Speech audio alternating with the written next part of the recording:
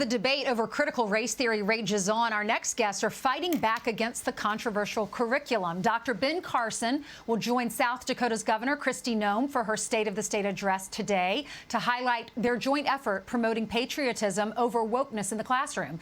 And they both join us now. Good morning to both of you. Good morning. Good morning. Good morning. Dr. Carson, why are you against CRT in the classroom? Well, because it's a method of indoctrinating our young people. And you can go as far back as the Bible. Proverbs 22:6 says, train up a child in the way he will go, and when he is old, he will not depart from it. The fact of the matter is that people have known for a very long time, if you can implant these ideals in our young people, it will germinate appropriately. And it was Vladimir Lenin himself who said, give me your young people to teach for 4 years, and the seed that I plant will never be uprooted. Mm-hmm. So this is exactly what's happening in our society today. They're trying to teach our children things that are totally anti-American, that divide people, not things that unite people. And it is having a deleterious effect. And we can't just complain about it. We have to do something about it. And, Governor Noem has been right on the forefront. In May, we launched a pledge against the indoctrination process for public officials.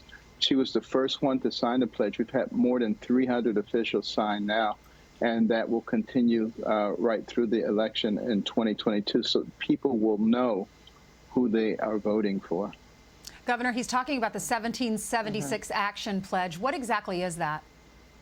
It's a pledge that says that we believe in a true and honest and patriotic history being taught to our children, that no one should be treated differently because of their race, their sex, and that we really will make sure that this is in our school systems, in our K-12, recognizing that children are influenced by their teachers, by the curriculum that they have each and every day.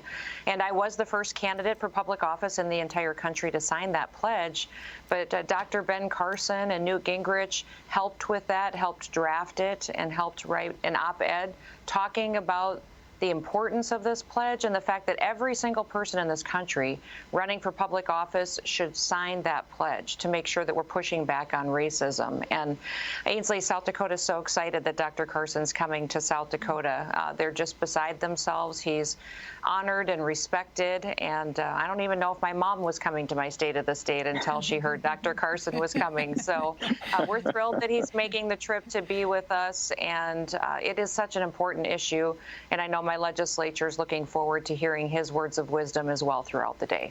Dr. Carson, absolutely. I was just going to ask you, go ahead.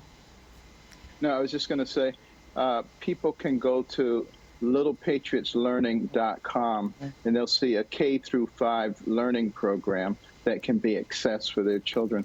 And it's free of charge because of our generous donors. Okay, I'm writing that down now. What is it about CRT, Dr. Carson, that most people don't know?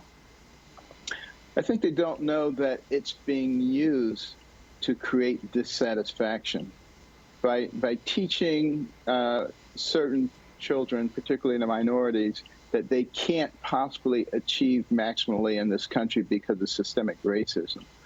And by teaching white children that they are oppressors and trying to create guilt, victimhood and guilt, when you put those two things together, you come out with extremely illogical policies. And that's what we're seeing. But you have to create dissatisfaction before you can change a system. And we don't need to change the system. Have we been perfect? Of course not. We have some defects. But you don't build on your defects. You build on your success if you want to be successful. Well, Dr. Carson, you are successful. I will be looking to see if you're sitting next to Kristi Noem's mom today, and we wish you all the best, Governor. Thank you so much. It's going to be a wonderful day. You're welcome. Great to see you both. Coming up next, as crime spikes across our nation, teens are getting caught in the crossfire, and our next guest has spent weeks camping out in Chicago.